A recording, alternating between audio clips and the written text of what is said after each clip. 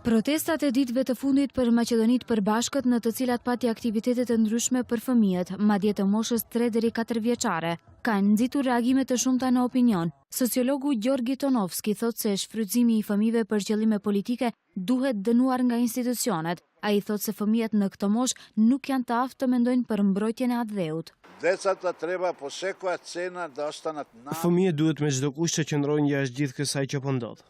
Fëmijët vetë duhet të ndërtojnë qëndrimet e tyre në lidhje me ndodhitë politike, për përkatësim politike, ideologjike e të tjera, dhe një gjë të tillë mund ta bëjnë kur të jenë të pjekur.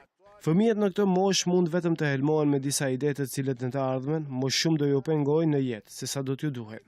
Nacionalizmi nuk mund të jetë ide e madhe. Fëmijëve nacionalizmi duhet ju shpjegohet si diçka e frikshme, si diçka e cila nuk mundson standard, jetë të mirë dhe zhvillim të demokracisë në këtë vend.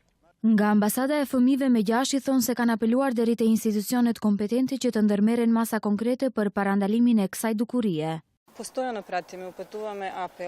Gjithkohës apelojmë se ekaja e zhvillimeve të fundit nuk është në drejtimin e duhur.